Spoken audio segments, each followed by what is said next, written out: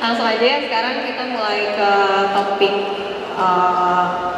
sharing mungkin ya, lebih ke sharing. Sekarang kita, karena ini tuh gigi sensitif itu banyak banget dikeluhin sama pasien yang datang ke poli. Kalau datang ditanya keluhannya apa nih Bapak Ibu, pasti, nggak pasti sih, hampir banyak banget lah gitu ya mengeluhkannya, gigi saya sensitif dok gitu. Sebenarnya apa sih gigi sensitif itu? Nah, di sini ya kita lihat. Sensitif itu katanya gigi dengan rasa ngilu yang tajam dengan durasi yang singkat sebagai respon terhadap suatu rangsang. Nah, biasanya terjadinya itu karena permukaan gigi ada yang tidak terlindungi nih. Nah, kalau di mahkota itu yang lapisan paling luar itu kan email. Biasanya emailnya antara udah terkikis atau memang karena karies ya sudah lubang, jadinya terjadilah si gigi sensitif itu. Atau kalau di akar ada bagian yang tidak tertutup oleh sementum. Boleh next. Nah, apa aja sih penyebab dari gigi sensitif? Yang paling sering itu adalah gigi berlubang. Tapi gigi berlubang itu macam-macam sebenarnya. Nah, kalau yang di atas itu yang ada tulisan kariesnya, itu yang mungkin kita semua pada ini ya, tahulah istilah karies gitu ya. Karies itu lubang gigi karena bakteri biasanya. Nah, tapi bukan cuma karena karies aja nih, gigi bisa berlubang. Seperti yang di tengah gambarnya itu, bagian akarnya ada yang lebih terkikis. Nah, itu namanya abrasi kalau di kedokteran gigi. Abrasi ini biasanya disebabkan oleh gerakan mekanis. Nah, biasanya Bapak Ibu ini saking pengen bersih, sikat giginya itu semangat banget sampai terlalu kuat. Nah, si gusi lama-lama bisa turun. Nah, bagian giginya juga kalau misalnya terlalu sering disikat kuat-kuat, lama-lama juga terkikis ya. Jadinya menyebabkan si abrasi ini. Nah, yang sebelumnya, yang bagian sebelah sana tuh itu giginya sampai begitu banget. Kenapa ya kira-kira? Nah, biasanya itu karena ada penyakit sistemik. Penyakit sistemik ini rata-rata ini biasanya lambung ya, dari lambung. Bisa MAH atau GERD ya. Nah, kalau erosi disebutnya erosi. Kalau erosi ini berarti terjadinya karena asam yang naik ke rongga mulut sehingga gigi itu bisa sampai habis seperti itu. Nah, kemudian yang di bawah ini ada lagi nih, giginya itu patah. Kalau patah itu kan penyebabnya macam-macam ya, bisa karena benturan, jatuh atau lain-lain. Nah, yang terakhir yang di sebelah sana itu giginya kok rata banget ya. Biasanya kan kalau gigi taring itu kan ada yang runcing ya. Nah, ini kalau di foto bisa dilihat itu giginya semuanya rata.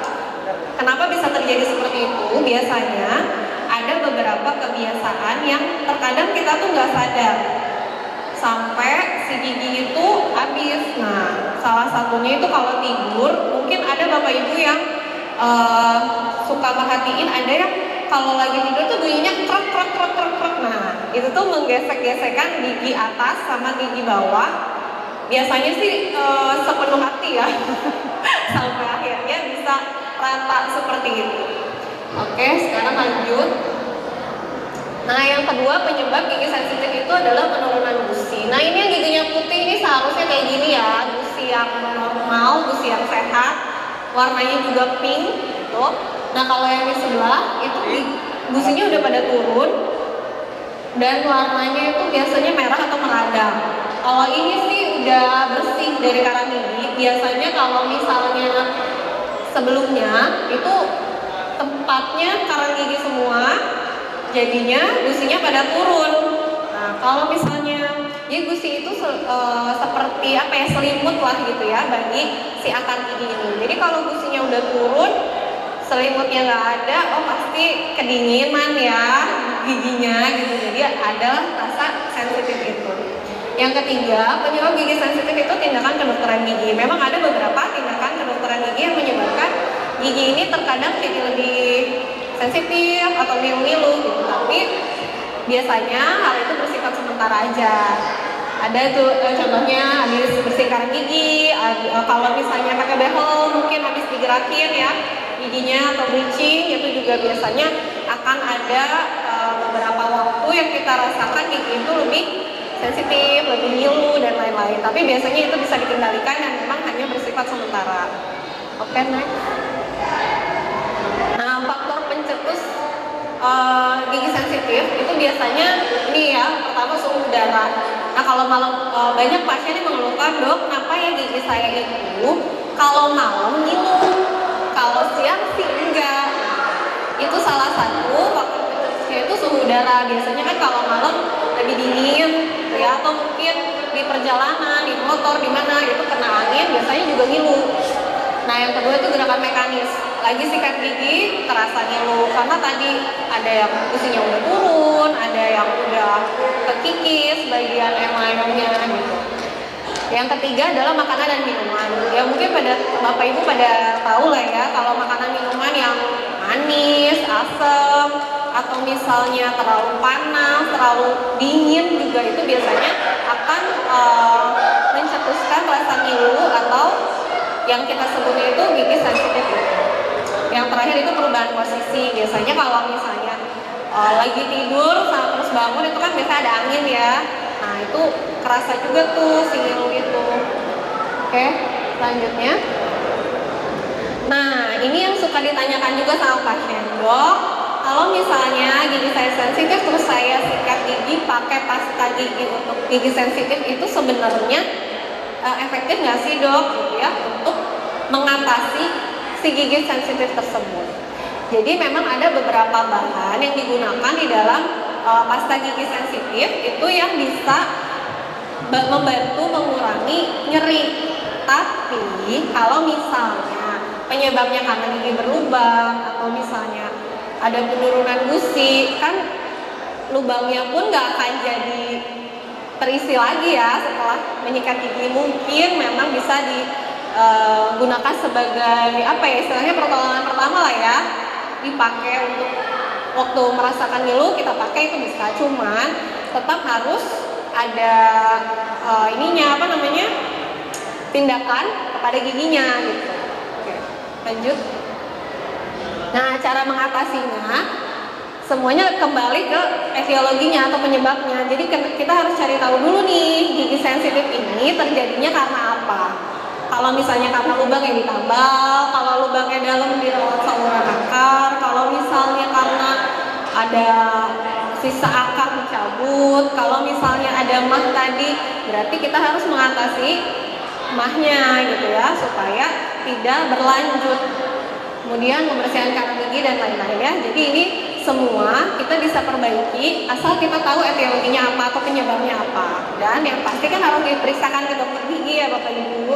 Jadi jangan, wah ini kayaknya gara-gara coba gigi sensitif aja, oh kok nggak hilang-hilang ya, tahu-taunya lama-lama giginya udah keburu habis gitu ya, pas datang ke dokter gigi udah parah, udah infeksi dan lain-lain. Jadi kalau misalnya memang ngerasa ada yang salah dengan giginya, langsung datang ke dokter gigi.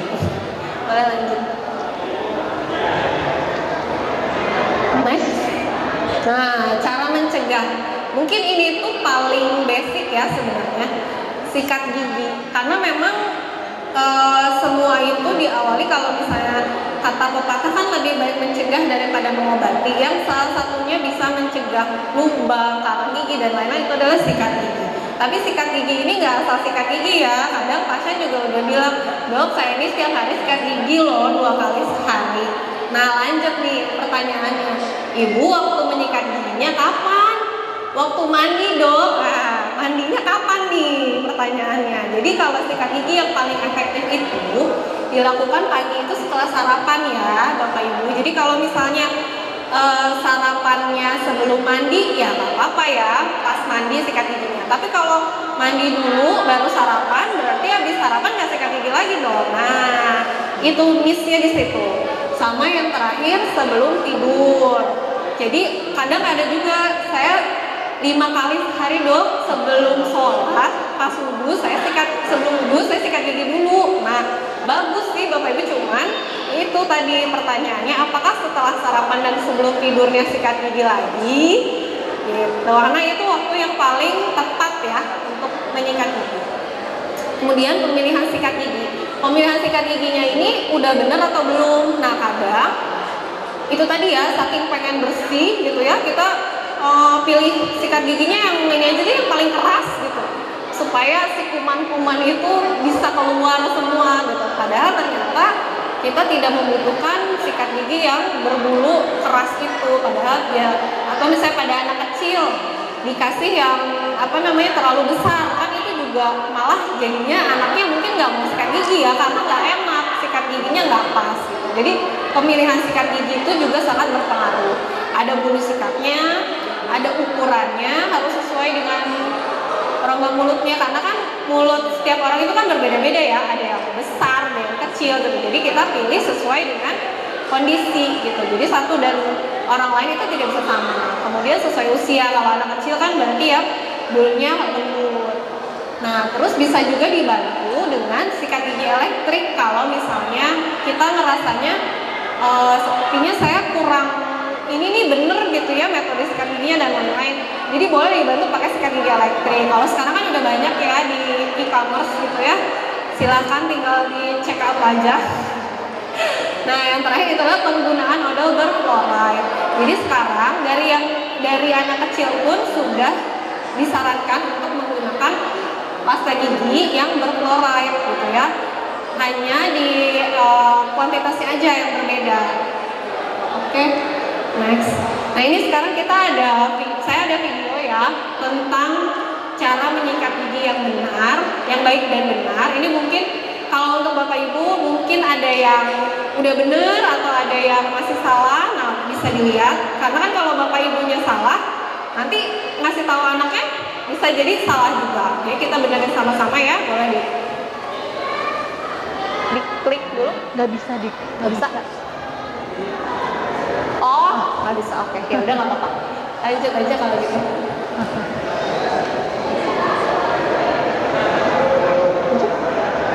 Nah, cara mencegahnya gimana? Selain tadi sikat gigi dan lain-lain itu, cara mencegah yang paling oke adalah kontrol rutin ke dokter gigi. Jadi jangan nunggu sensitif dulu, jangan nunggu sakit dulu, jangan nunggu cenat-cenut dulu baru ke dokter gigi, tapi dibiasakan kita kontrol ke dokter gigi setiap 6 bulan supaya kalau misalnya ada permasalahan bisa kita tangani sebelum menjadi lebih parah. Oke. Nah, kesimpulannya, gigi sensitif itu bukan penyakit. Jadi gigi sensitif itu hanya gejala. Kayak kalau tipes, salah satu gejalanya demam. Nah, tapi bukan berarti demam itu adalah penyakitnya. Kayak gitu ya. Jadi gigi sensitif ini hanya sebagai alarm atau sebagai tanda bahwa ada yang salah nih dengan gigi kita. Apa penyebabnya? Berarti harus diperiksa ke dokter gigi. Oke. Lanjut. Nah, sekian pemaparan materi dari saya. Mungkin ada Bapak Ibu atau kakak adik yang ingin bertanya, boleh. Terima kasih. Assalamualaikum warahmatullahi wabarakatuh. Waalaikumsalam warahmatullahi